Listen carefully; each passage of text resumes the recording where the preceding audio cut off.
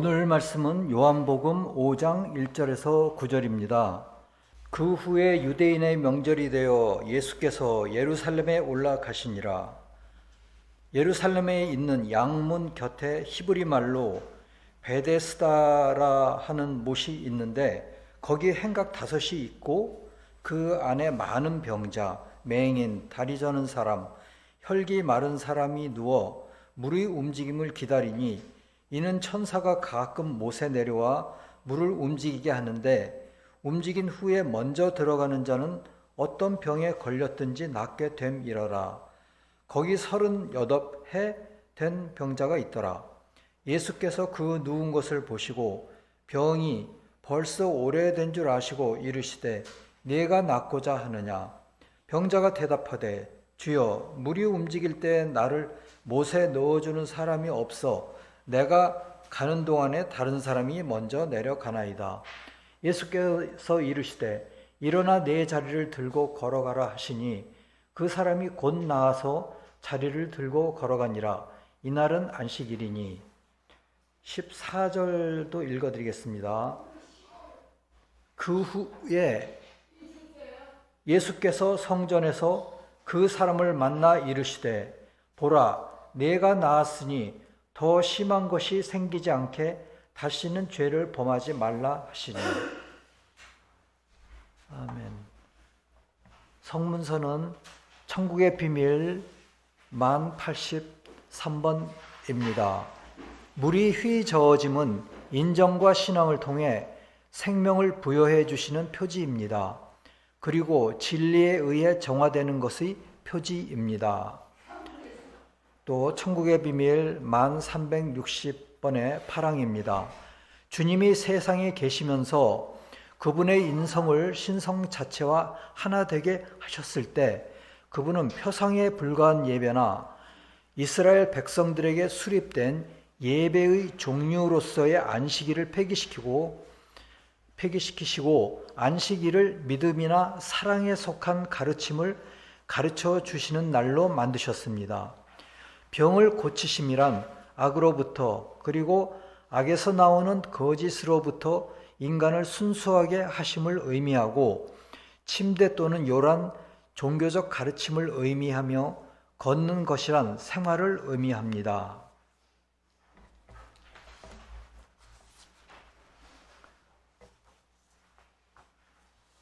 지난주에 저희는 지지난주죠. 신하의 아들을 고치신 예수님에 대해서 말씀을 나누었습니다. 그 이후에 예수님께서는 신하의 아들을 고치신 후에 예루살렘으로 올라가셨습니다. 양문은 예루살렘 북동쪽 모서리 부근에 위치한 문인데 이 성문 안에 양시장이 있었습니다. 베데스다는 자비의 집, 하우스 오브 멀시라는 집인데요. 그 집은 1888년에 발견이 되었습니다. 그러니까 고고학적으로는 그때 발견이 되었죠. 지금은 그 위에 기념교회가 세워져 있습니다. 이 못은 폭이 60m, 길이가 90m 정도의 커다란 못인데 여기에는 5개의 행각이 있었습니다. 그러니까 양은 영적으로는 무엇을 의미할까요? 양은 영적 사랑을 의미합니다. 양문은 예루살렘의 북쪽에 있는 문인데 영적인 생명으로 향하는 마음의 입구를 의미합니다.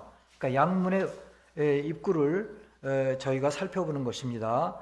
그리고 베데스다라는 못에는 행각이 5이 있습니다.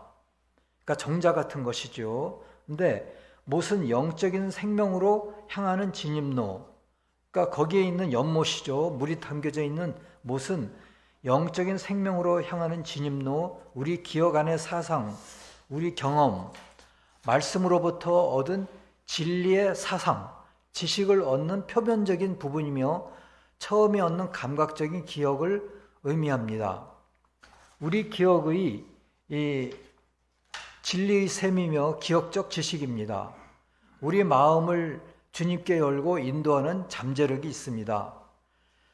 창세기에서 보듯이 주님은 항상 수면 위를 운행하십니다. 창세기 1장 2절에 나오죠. 주님은 천사를 보낼 때를 기다려 우리 상태나 주위 환경이 이 진리로 인해 우리에게 도움을 줄 수 있겠다고 가늠될 때 우리 삶의 사상과 기억적 지식을 휘젓습니다. 그러니까 베데스다 연못 위에서도 주님과 주님이 보내신 천사가 이렇게 운행을 하는 것입니다. 그런데 베데스다 못이 말씀을 상징하되 이는 성경의 말씀뿐만 아니라 우리 마음에서 진리에 관한 지식으로 존재하는 말씀까지 포함하여 이르는 말입니다. 그것까지 상징하는 것입니다. 특히 말씀 속의 진리가 기억의 못에 있는 경우까지 상징합니다. 그 이유가 기억이라는 곳에 수집되는 진리는 어떨까요? 우리 이 마음속에 있는 기억의 못에 수집된 진리는 아무런 움직임이 없을 경우에, 즉 주님이 거기에 운행하지 않을 경우에는 또 거기에서 작용을 하지 않을 경우에는 어떤 영적인 치료의 능력도 나올 수 없는 것입니다. 대개 이러한 계괄이 있고요. 그러면은 그 행각에 모인 병자들에 대해서 우리가 생각해 보겠습니다. 행각에는 물이 움직이기를 기다리는 소경과 절름발이와 중풍병자 등 많은 병자들이 있었습니다. 병든 사람들이란 대개는 영적으로는 아직 거듭나지 않은 마음, 부분적으로는 거듭나지 않는 마음에 있는 무질서한 애정과 생각들을 의미합니다. 그 중에서도 소경이란 무엇일까요? 진리와 선함에 관한 지적인 것을 보지 못하고 오류 안에 있는 사람들입니다. 그러니까 보지 못하는 것이죠. 또 절름발이란 우리 생활과 대화에서 진리와 선함에 대한 원리들의 불균형입니다. 그러니까 선함과 진리가 균형이 없으니까 어느 쪽이 짧든지 하겠죠. 그러면서 절름발이를 하게 되는 것입니다. 그러면 중풍병자라는 것은 무엇일까요? 의지 안에 생명력의 적극성이 매우 미약한 상태입니다. 그래서 실질적으로 진리와 선함을 행하거나 드러내려고 해도 드러내지 못하는 상태에 있는 것입니다. 그래서 우리들 각자에게는 천성적으로 이와 같은 허약함이 있습니다. 이와 같은 병을 우리가 외적으로 나타내지 않더라 하더라도 우리들 각자의 마음과 영혼에서는 이와 같은 허약함이 있는 것입니다. 이러한 영적 허약함을 발견하고 그것이 제거되기를 바라서 행각에 들어가서 그 결점으로부터 해방을 간절히 그리고 꾸준히 간구하는 사람들의 모습이 행각에서 물이 동하기를 기다리는 이제 병자들의 모습입니다. 그런데 그 못이 동할 때 제일 먼저 들어가는 사람만 어떤 병이든지 치료를 받고요. 그 위의 사람들은 치료를 받지 못하는 것입니다. 이것이 어떤 의미일까 생각을 해보면 우리의 악들은 마치 베데스다 못과의 병자들이 한 사람씩 치료되듯 한 개씩 제거됩니다. 우리의 악들이 한 개씩 제거되는 것을 의미하는 것입니다. 이 치료는 물이 움직인 후에 뛰어든 첫 번째 사람만 병이 낫고 그 치료가 이루어집니다. 못에 가장 빨리 들어가는 한 사람만 치유되는 것입니다. 그런데 이 빠르다는 것은 영적으로는 의지를 나타내며 심장이 뛸 때 빠르고 생동감 있게 느껴집니다. 이해성으로 할 때보다 더 빠른 것입니다. 그러니까 빠르다는 것은 시간적인 것보다는 애정으로 또 의지로서 생각을 해야 합니다. 천사가 내려와 물이 동한 후에 첫 번째로 들어가는 자가 나음을 입는 것은 우리의 영적 생명이 어떻게 치유되는지를 나타냅니다. 우리의 기억 속에 사상이 휘저어질 때 주님의 영에 의해 살아나게 됩니다. 사실 치유는 즉시 일어나는 것이 아니고 서서히 일어납니다. 오랜 시간이 걸립니다. 그래서 우리 안에 있는 여러 가지 악이 하나씩 치유가 되는 것입니다. 그런데 주님은 우리가 언제 준비되고 변화될지를 아십니다. 이해성과 지성이 아니라 우리의 의지와 태도와 생활 방식에서 그 변화를 우리가 추구하고 받아들여야 하는 것입니다. 그래서 주님은 우리가 이 변화를 받아들일 준비가 되었을 때 물이 동하게 하신 것입니다. 그러면 그 중에서도 아까 말씀 안 드린 38년 된 병자는 어떤 허약함을 표현할까요? 그 병자는 우리가 지닌 결점 중에서도 가장 지독하고 최대의 결점입니다. 그것이 무엇일까요? 그것은 지배하는 사랑입니다. 즉, 다른 사람을 지배하고 가정을 지배하고 또 위정자는 국민을 지배하고 그렇게 하려는 지배하는 사랑입니다.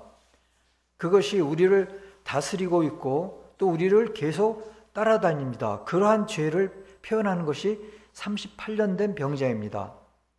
주님은 38년 된 병자를 고치셨습니다. 주님은 안식일이라는 제도 그 자체보다도 안식일에 사람이 무엇을 하느냐가 더 중요하다고 우리를 깨우치셨습니다.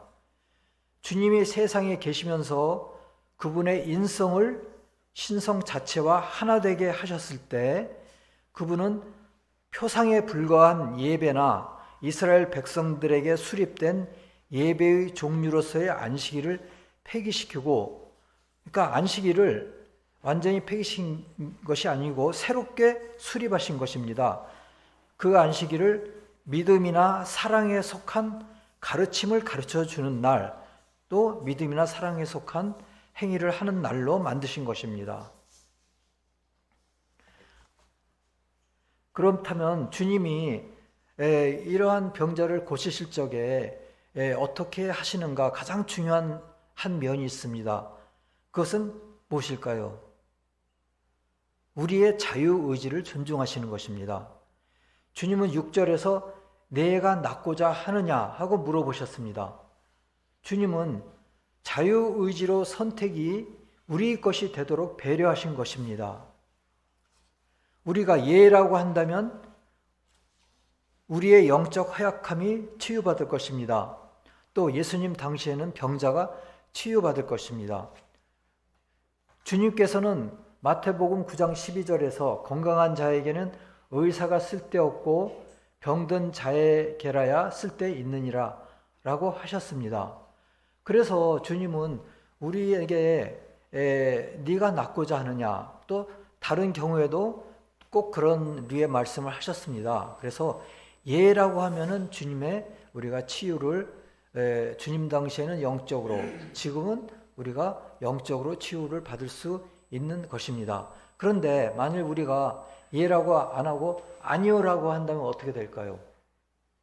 우리의 육적 질병과 영적 질병은 이제 그대로 있게 되는 것입니다. 주님의 이 질문에 병자는 직접적으로 예라고 대답을 하지는 않고 이렇게 말합니다. 선생님, 저에겐 물이 움직여도 물에 넣어줄 사람이 없습니다. 저 혼자 가는 동안에 다른 사람이 먼저 못에 들어갑니다. 죄에 있는 자신의 상태를 알고 있어도 마음이 가득한 생각과 느낌이 자신은 무능력해서 죄의 상태를 제거하는데 아무것도 할 수 없다는 그런 마음인 것입니다. 주님께 이런 말씀을 드릴 때, 그리고 그것을 호소하는 것이죠.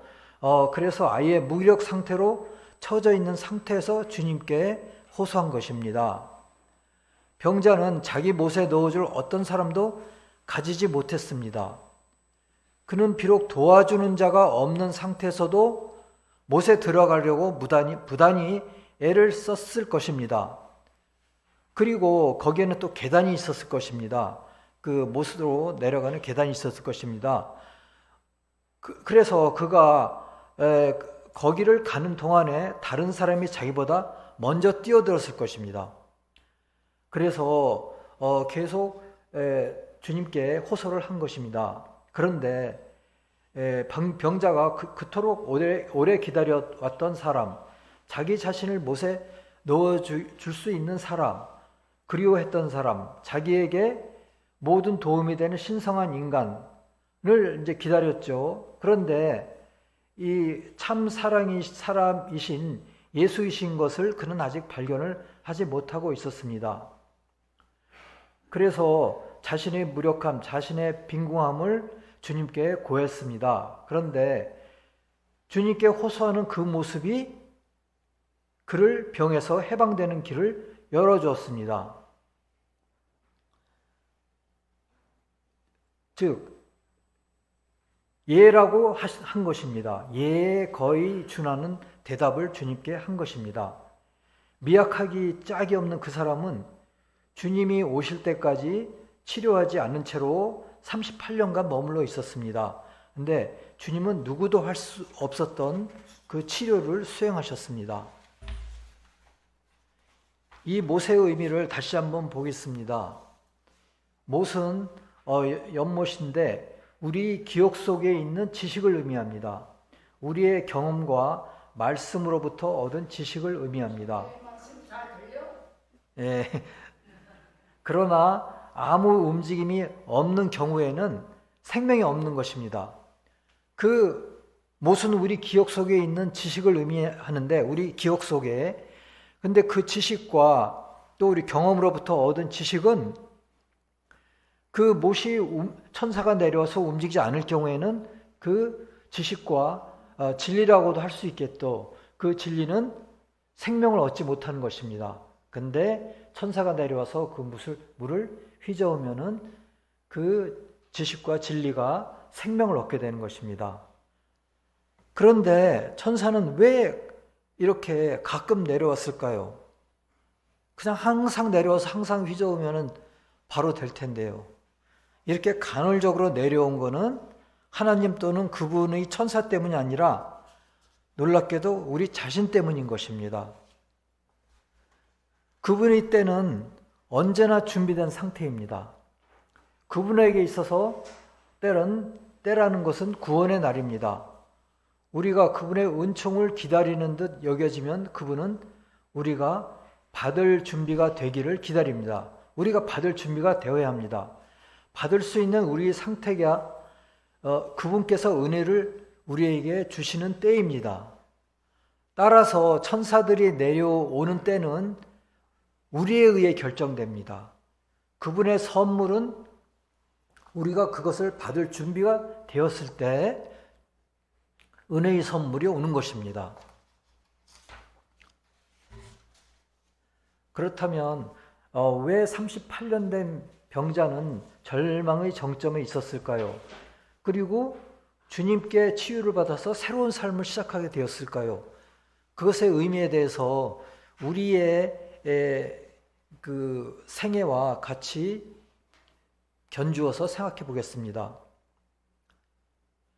38년 된 병자는 절망의 정점에 있었는데 그러면 숫자 38은 30에다가 8을 더한 것입니다.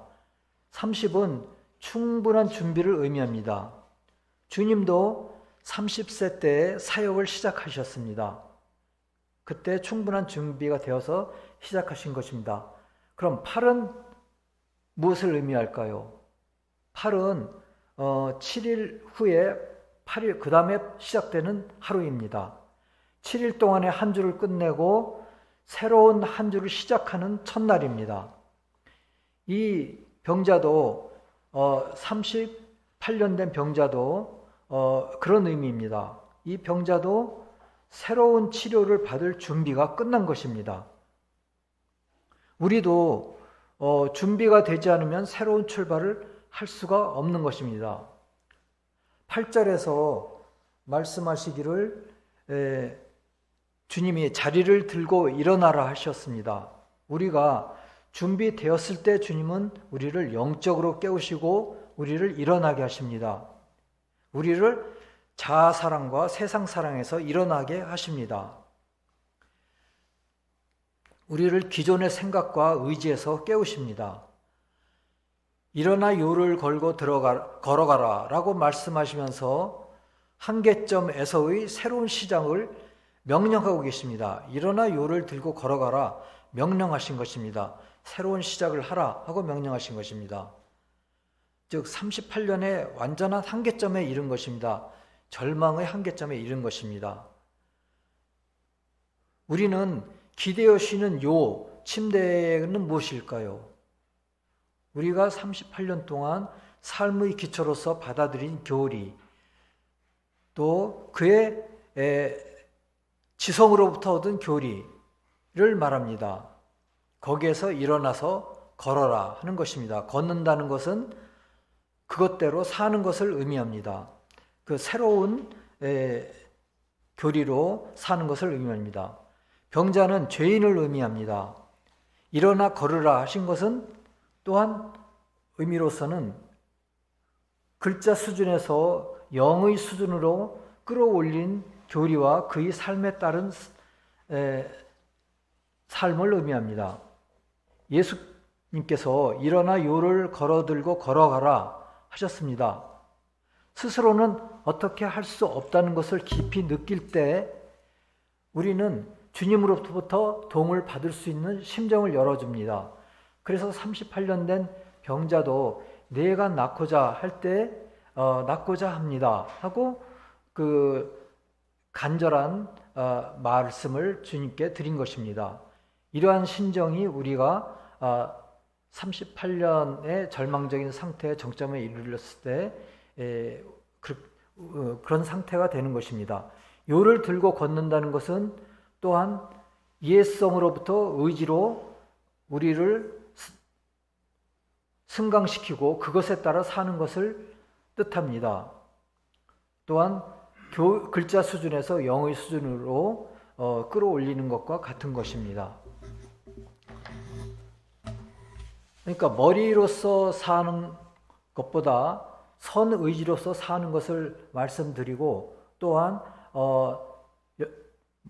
많은 성경이나 성문서에 많은 글자가 있지만 그 글자 수준에서 그것을 영의 수준으로 끌어올려서 사는 것을 의미하는 것입니다. 그런데 주님은 14절에서 더 이상 심한 것이 생기지 않게 다시는 죄를 범하지 말라 하셨는데요. 영어로는 내가 나았으니 더 이상 죄를 짓지 말라, 더 심한 어떤 것이 너에게 생길 수 있다 입니다. 주님은 병이 무조건 죄의 결과라고는 말씀하지 않으셨습니다. 그러나 이 38년 된 병자에게는 죄의 결과라고 말씀하셨습니다. 인간이 겪는 고난들이 죄에 대한 직접적인, 간접적인 벌일 수도 있지만은 명확한 설명을 하기는 어렵습니다. 우리는 고난의 원인이 또 개인이나 환경에서 비롯되었다고 우리는 고민할 뿐입니다. 영적인 것을 고민하지 않습니다. 또 주님은 어떤 경우에는 자기 죄 탓도 아니요, 부모의 죄 탓도 아니요, 다만 저 사람에게서 하느님의 놀라운 일을 드러내기 위한 것이다 라고 대답해 주신 적도 있습니다. 우리가 치유되었을 때는 주님 앞에 어떻게 해야 될까요? 감사와 겸손함을 드려야 하고 또 주님의 자비를 느끼게 됩니다. 여기에서 회개에 대하여 짚고 넘어가고자 합니다. 참된 기독교 525항에서 말하기를 순수한 회개는 우리가 죄인임을 고백하는 일반적인 고백 뒤에 더 진전하는 회개가 있어질 때 가능하며, 이는 우리가 자신 속의 특별한 한 가지 것을 뽑아낸 후 또다시 또 다른 하나를 맞서서 싸워 나가는 식으로 계속되어야 한다고 말합니다. 다시 말해서 우리의 거듭남은 단계적으로 진전되어야 한다는 것입니다. 한 가지를 뽑아내고 그 다음에 또 한 가지를 뽑아내고 그렇게 해야 하는 것입니다. 구약에서도 이에 대해서 이사야 28장에서 말씀하시는데 경계에 경계를 더하며 경계에 경계를 더하며 교훈에 교훈을 더하며 교훈에 교훈을 더하되 여기서도 조금 저기서도 조금 하는 식으로 전진해야 한다고 말씀하셨습니다. 이것을 세 단계로 말할 수 있는데 첫째는 내가 낫고자 하느냐.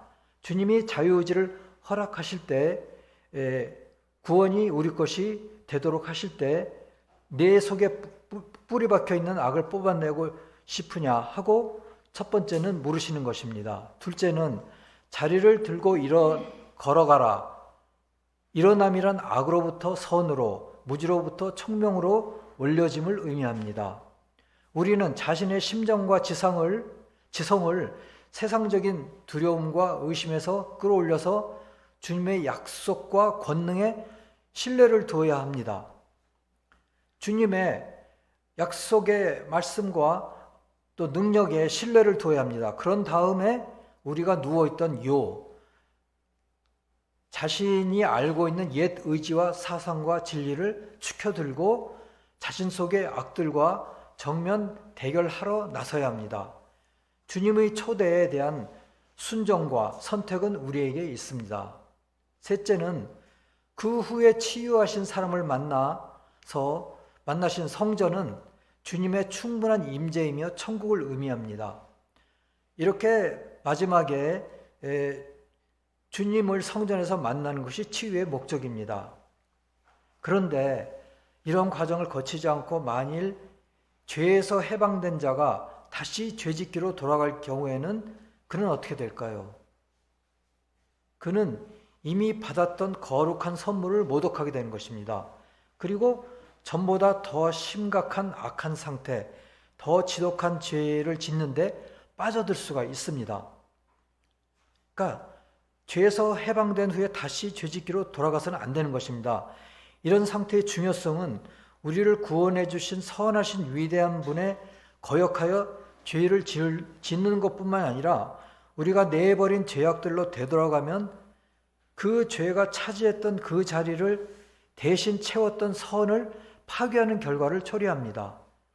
우리가 죄를 버리면 거기에 선이 채워집니다. 그런데 다시 죄를 짓게 되면 그 채워졌던 선을 파괴하는 게 되고요. 이전에 마음속에 뿌리 박았던 것보다 더 깊이 악이 뿌리를 내리게 하는 원인을 제공하는 것입니다. 그래서 주님은 그 중요함을 다른 곳에서 역설하신 또한 이곳에서도 역설하신 것입니다. 그래서 마지막으로 3절과 4절에서는 천사가 내려와 물이 동하기를 기다린다고 하였습니다. 이것은 주님의 영이 우리 기억 속에 있는 지식과 진리를 휘젓는 것을 상징합니다. 휘저어지면 우리의 지식은 살아있는 지식과 진리가 됩니다. 천사가 때때로 우리에게 가까이 다가올 때가 있습니다. 그때 가장 먼저 천사를 접해야 합니다. 우리가 말씀을 읽을 때 다른 때보다 감동이 올 때가 있습니다. 우리의 마음을 천사가 휘젓는 순간인 것입니다. 그때가 우리의 영혼을 고양시키고 치료하는 순간인 것입니다. 천사와 주님이 임재하는 순간인 것입니다. 그때를 놓치지 말고 주님을 영접하는 순간이 되시기를 바랍니다. 저도 20세 때 성경책을 읽다가 마음에 감동이 와가지고 주님을 하나님의 아들로 인정하는 기도를 드렸던 적이 있습니다. 가이사의 것은 가이사에게로 또 하나님의 것은 하나님에게로 바치라, 이 말씀을 보았을 때 감동이 왔습니다. 이것이 주님이 그 마음을, 그 지성을, 기억의 진리를 휘젓는 순간인 것입니다.